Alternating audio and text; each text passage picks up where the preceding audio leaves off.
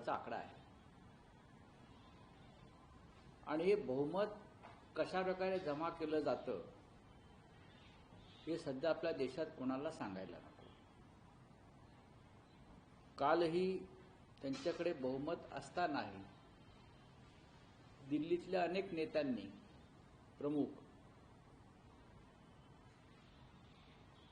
आमच्या इंडिया आघाडीतले जे घटक पक्ष आहेत त्यांच्या नेत्यांना फोन करून या निवडणुकीमध्ये राधाकृष्णन यांना मतदान करा अशी विनंती केली. जर तुमच्याकडे बहुमत आहे मग तुम्हाला विरोधी पक्षाच्या उमेदवारांना समर्थन देणाऱ्या घटक पक्षाच्या नेत्यांना फोन का करावा असा वाटतो? याचा अर्थ तुमचं बहुमत हे पक्क नाही, अस्थिर आहे, चंचल आहे. म्हणून तुम्हाला उपराष्ट्रपती पदासाठी विरोधकांच्या नेत्यांना फोन करावे लागतात. त्यासाठी यंत्रणा त्यांनी राबवली. अधिकृतपणे फोन करतात, लपून फोन करत नाही आहेत. मग हे तुम्हाला अक्कल आधी यायला पाहिजे होती उमेदवार ठरवताना. उमेदवार ठरवण्याआधी जर इंडिया ब्लॉकनी सर्व ऑल पॉलिटिकल पार्टीशी चर्चा केली असती, त्यातून एखादं नाव सगळ्यांच्या संमतीनं आलं असतं. तुम्ही नाव ठरवता आणि असं नाव ठरवता की ज्या नावाशी अनेक घटकांचा संबंध नाही. ठीक आहे, ते राज्यपाल आहेत, अमुक आहेत, तमुक आहेत, पण ते झारखंडचे राज्यपाल असताना मुख्यमंत्री हेमंत सोरेन यांना राजभवनामध्ये ईडीने अटक केली. संविधानाची कोणती मूल्य पाळली नाहीत आणि संविधानाचे प्रमुख म्हणून बसलेला राधाकृष्ण यांनी राजभवनामध्ये अशा प्रकारचं कृत्य करणं हे घटनाबाह्य आहे हे ईडीच्या अधिकाऱ्यांना सांगितलं नाही. हे सुद्धा तितकंच महत्त्वाचं आहे. त्याच्यामुळे आमची लढाई ही अशा प्रकारच्या हुकुमशाही प्रवृत्ती आणि त्याचं समर्थन करणाऱ्या संविधानिक पदावरील व्यक्तींच्या विरुद्ध आहे. ही वैचारिक लढाई जरूर आहे, पण आमचाही आकडा हा नगण्य नाही. सर, प्रश्न असा आहे की कळतंय असं की घटना दुरुस्ती आज सादर केली जाणार आहे. 30 दिवस जेलमध्ये राहिलेला व्यक्ती ही एक जो नवीन कायदा येतो आहे घटनेतल्या कलम 45 मध्ये एक अमेंडमेंट करून या देशाचे सन्माननीय गृहमंत्री नरेंद्र मोदी हे जर एखाद्याला अटक केली मुख्यमंत्री मंत्री असताना तर त्याला 30 दिवसांच्या पदाचा राजीनामा द्यावा लागतो.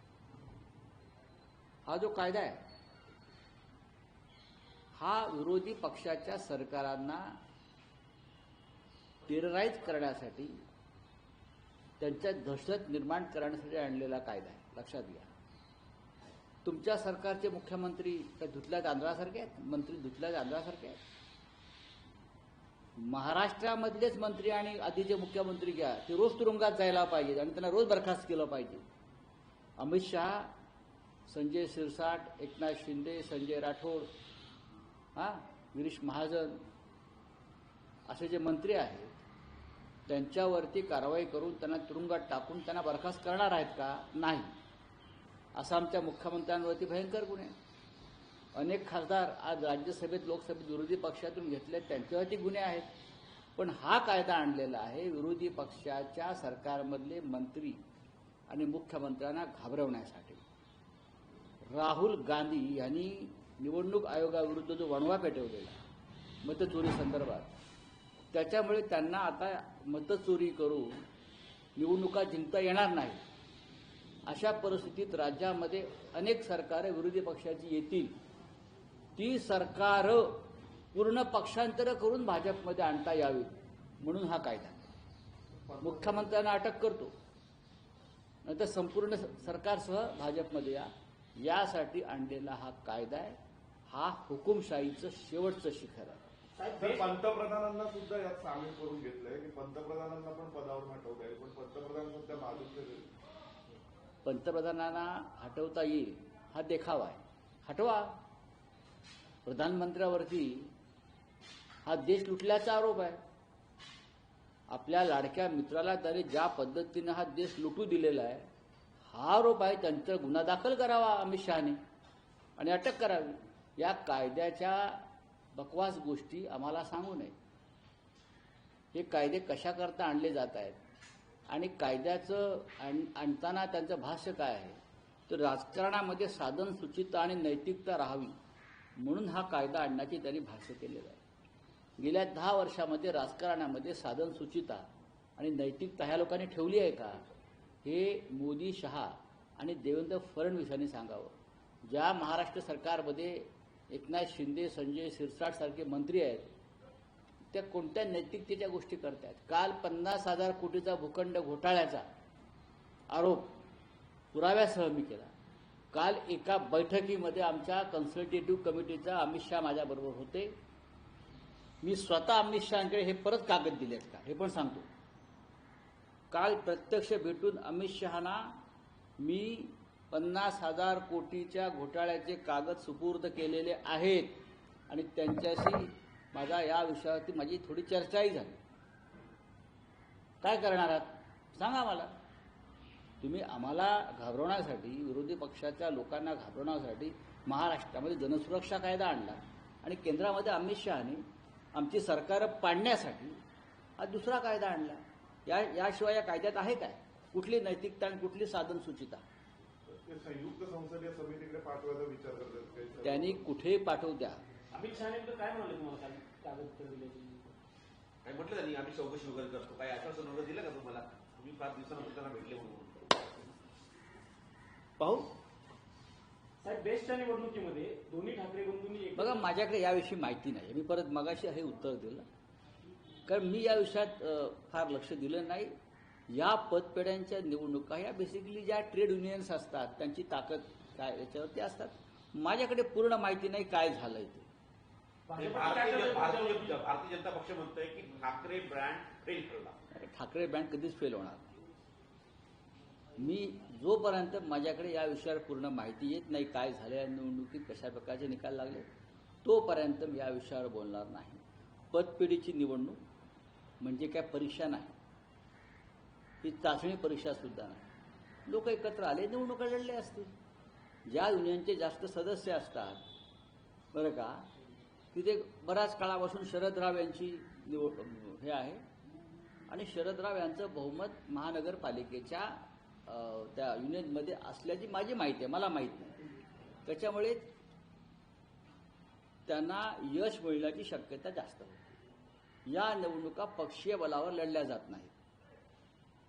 या निवडणुका ज्या असतात या पक्षीय बलावर ठीक आहे. काही लोकांनी कार्यकर्ते एकत्र आले आणि त्यांनी ते केलं असेल पण मला याच्यामध्ये फार मोठं यश कोणाला मिळालंय किंवा अपयश मिळालं असं मला वाटत नाही. शशांकराव यांचं पॅनल जिंकलं असं मला कोणतरी मेसेज त्यांचं बहुमत तिथे आहे पहिल्यापासून आणि मला खरोखर माहित नाही. तुम्ही जो प्रश्न मला दिल्लीमध्ये विचारताय हा प्रश्न मुंबईतल्या आमच्या लोकांना ज्यांनी निवडणूक लढवली त्यांना विचारायला हवा. माझ्याकडे तुम्ही एका बाजूला अमित शहाचे प्रश्न विचारताय दुसऱ्या बाजूला बीएसटीच्या पतपेढीचे प्रश्न विचारताय. शक्तीपीठ महामार्गाला महाविकास आघाडीचा विरोध बघायला मिळतोय. बंटी पाटील असतील किंवा इतर सगळे तुमचे नेते ते विरोध करतात. मात्र असं असताना नितीन राऊत मुख्यमंत्र्यांना पत्र लिहितात आणि हा महामार्ग झाला पाहिजे असं म्हणतात. काँग्रेसमधील ह्या दोन भूमिका महाविकास मला माहिती हा माझा विषय बोले क्या आहे. रेखा गुप्ता यांच्यावरती हा हल्ला झालेला आहे आणि थेट त्यांना मारहाण करण्याचा प्रयत्न झालेला आहे. काय काय दिसतंय काय काय कारण की ज्या पद्धतीने भारतीय जनता पक्षाच्या मुख्यमंत्र्याच्या जनता दरबारामध्ये घटना घडली. हा कायदा सुव्यवस्थेचा प्रश्न आहे. दिल्लीमध्ये केंद्र सरकारची कायदा आणि सुव्यवस्था आहे. अमित शहा हे या देशाचे गृहमंत्री आहेत. दिल्ली केंद्रशासित प्रदेश आहे. त्यांच्या राज्याचे त्यांच्या पक्षाचे मुख्यमंत्री आहेत आणि केंद्रीय गृहमंत्र्याच्या अधीन हे राज्य असल्यामुळे रेखा गुप्ता यांच्यावरती हल्ला झाला तो खरंच झाला का नाही झाला कशा प्रकारे झाला आणि का केला या संदर्भात देशाचे गृहमंत्रीच उत्तर देऊ शकतील. सर, काल मुंबईमध्ये ज्या पद्धतीनं संपूर्ण पाऊस झाला आणि अख्खी मुंबई ठाणा संपूर्ण बंद झालं, राज्य सरकार देखील हतबल झालं होतं. काय याचं कारण असं आहे, काल आमची योगायोगानं जी गृहमंत्र्यांसंदर्भात बैठक होती कन्सल्टेटिव्ह कमिटीची, त्याचा विषय होता डिझास्टर मॅनेजमेंट. डिझास्टर मॅनेजमेंट विषय होता. देशभरामध्ये जे पूर येत आहेत, लँडस्लायडिंग होत आहे, ढगफुटी होते आहे, बरोबर आहे, या संदर्भात सरकारची तयारी काय आहे हे काल आम्ही चर्चेला होतो. गृहमंत्री स्वतः होते, त्यांचे गृहसचिव होते, इतर सगळ्या त्यांच्या संस्थांनी हा प्रश्न उपस्थित केला की आपण मुंबईसारखं शहर पाण्यात गेलेलं आहे, मराठवाड्यामध्ये लष्कर बोलवावं लागलं, किश्तवाडामध्ये 65 लोक लँडस्लायडिंगमध्ये मरण पावले, उत्तराखंडमधल्या धरोलीमध्ये सुद्धा 100च्या आसपास लोक मरण पावलेली आहेत. हे प्रत्येक ठिकाणी होत आहे. तुमची जी यंत्रणा आहे ही अपघात झाल्यावर तिथे जाते. अपघात टाळण्यासाठी तुम्ही काय करताय? मुंबईसारख्या महानगरपालिकेला गेल्या 3 वर्षापासून कोणाचंही नेतृत्व नाही लोकप्रतिनिधींचं. 27 महानगरपालिकामध्ये अशा प्रकारे भ्रष्टाचाराला मुक्त रान मिळालेलं आहे प्रशासकाच्या माध्यमातून. मुंबई बुडाली, पुणे बुडालं, नागपूर बुडतंय, नांदेड बुडालं, मराठवाडा बुडाला. याला जबाबदार कोण आहे? याला जबाबदार सरकारची धोरणं. आतापर्यंत काही झालं की आमच्यावर खापर फोडत होते. आता 3 वर्ष तुमच्याकडे आहे ना प्रशासनाकडे. काल मोठे नगरविकास मंत्री छत्री घेऊन फिरत होते शेंगदाणे खात. आधी का नाही फिरला? फिरवतो ना का? मोनोरेल बंद पडली, लोक अडकले. या सगळ्याला जबाबदार महाराष्ट्रामध्ये देवेंद्र फडणवीस, एकनाथ शिंदे यांनी केलेलं शासन आणि अमित शहांचा या अशा सरकारला असलेला पाठिंबा. त्याच्यामुळे काल मुंबईसह महाराष्ट्रामध्ये हाहाकार उडाला, लोक मरण पावली. त्याचं प्रायश्चित त्यांनी घ्यायला पाहिजे. काल हा विषय मी अमित शहांसमोर मांडलेला आहे. मांडलेला आहे. महाराष्ट्राचे खासदार उपस्थित तिकडे होते, त्या काही त्यांना विचारा. हा विषय मी काल मांडला. त्यांनी जो आम्हाला तक्ता दिला त्याच्यामध्ये असं सांगितलं होतं की त्यांनी एक तक्ता असा केला होता की काही राज्य अशी आहेत जिथे जास्त पाऊस पडतो आणि अनेक राज्यामध्ये कमी पाऊस पडल्यामुळे अपघात कमी होतात. कमी पावसाच्या याच्यामध्ये त्यांनी महाराष्ट्र दाखवलं. मी म्हणलं उलटं झालेलं आहे. काय करताय तुम्ही? महाराष्ट्रामध्ये देशातला सर्वाधिक पाऊस पडलेला आहे आणि तुमची यंत्रणा त्यात वाहून गेलेली आहे. मिस्टर गृहमंत्रीजी ऐकतात, मान हलवतात, करेंगे, मुंबई को डुबने नहीं देंगे वगैरे अशी आम्ही खूप ऐकली. पण अजित पवार म्हणतात, आज अजित पवारांनी सकाळी प्रतिक्रिया दिली, मोनोरेलमध्ये त्यांच्या जेवढी संख्या असते प्रवाशांच्या त्यापेक्षा जास्त संख्या होती म्हणून बंद पडली असं अजित पवार. अजित पवार एक खूप मोठे तज्ज्ञ आहेत. सर पण अजित पवार हे तज्ज्ञ खूप मोठे आहेत. त्यांना सर्व कळतं. मोनोरेलमध्ये लोक जास्त का घुसली याचं पण त्यांनी कारण द्यावं. मोनोरेलमध्ये जास्त लोक घुसली असतील, त्यांना घुसू कसं दिलं? ती नियमित रेल्वे नाही आहे, उपनगरी रेल्वे की घुसले लोक. ही वरून चालणारी रेल्वे आहे मोनोरेल. हे जर तसं असेल तर त्यांच्या सरकारचं अपयश आहे मोनोरेल चालवणाऱ्या. कसे घुसले इतके लोक आणि का घुसले? तिकडली यंत्रणा काय करत होती इतके लोक घुसत असताना? जर त्यांना त्या मोनोरेलची क्षमता माहीत होती, याचा अर्थ मोठा अपघात हा सुदैवाने टळला. लागोपाठ दुसऱ्यांदा एकनाथ शिंदे मंत्रिमंडळात उपस्थित नव्हते काल. त्यांनी वेगवेगळ्या काल ते छत्री घेऊन मुंबईत फिरत होते, कॅमेरे घेऊन. काल त्यांच्यावरती इतकी मोठी जबाबदारी होती. मुंबई बुडालं, ठाणं बुडालं, कल्याण डोंबिवली बुडालं, पुणे बुडालं, नागपूर बुडालं. हे त्यांना सगळं बुडाल्यावर कळालं की आपण ज्या खात्याचे मंत्री आहोत ते पाप असं वरती आलंय, बुडबुड बुडबुड बुडबुड बुड. तेव्हा ते बुडणारं पाप बघायला गेले होते. त्याच्यामुळे ते मंत्रिमंडळाला उपस्थित नव्हते. आणि एकीकडे एकनाथ शिंदे दिवसभर मुंबई ठाणे परिसरामध्ये पाहणी करत होते. आदित्य ठाकरे वरळीच्या बाहेर गेले नाही. मुंबई महानगरपालिकेच्या निवडणुका येतात, तर ठाकरे जर ग्राउंडवर लोकांच्या समस्या असताना जाणार नाही तर तुम्हाला काय माहिती आहे? तुम्ही इथे बसून बोलताय, नाही ते कोणी ते आरोप करताय. बघा, काल अख्खी शिवसेना रस्त्यावर होती. मी ठाकरे मी ठाकरे सोडून द्या हो. ठाकरे म्हणजे शिवसेना.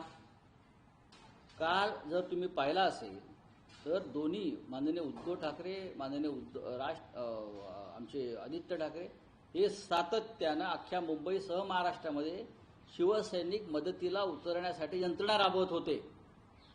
वरळी हा त्यांचा मतदारसंघ जरूर आहे, पण अख्खी यंत्रणा शिवसेनेची राबवण्यासाठी, लोकांना रस्त्यावरती उतरून मदत करण्यासाठी ते काल सेना भवनातून किंवा इतर ठिकाणाहून यंत्रणा राबवत होते. आपल्या मतदारसंघात जाऊन आपल्या लोकांची काळजी घेणं हे त्यांचं पहिलं कर्तव्य आहे. त्याचे प्रतिनिधी आहे. सगळ्यात आधी जबाबदारी ही नगरविकास मंत्र्याची आहे. या सगळ्या प्रकरणात नगरविकास मंत्रालयाला फासा लटकवायला पाहिजे. ठाकरे काय करताय तुम्ही? ठाकरेंचे संबंध काय? सरकार कोणाचं आहे? सरकार का ठाकरेंचं आहे का? सरकार शिंदे, फडणवीस, पवारांचं आहे. पण सर मुंबईमध्ये एवढं सगळं झालं ना, मग तुम्हाला काय वाटतं काय करायला पाहिजे? पाहतात सर. लोक आशेने पाहतात. लोक आशेनेच काम करत होते ना आमचे. रस्त्यावर काल शिवसैनिक उतरला होता. दुसरं कोण होतं? हे नुसते छत्र्या घेऊन कॅमेरे घेऊन फिरण्यासाठी आम्ही नाही आहोत.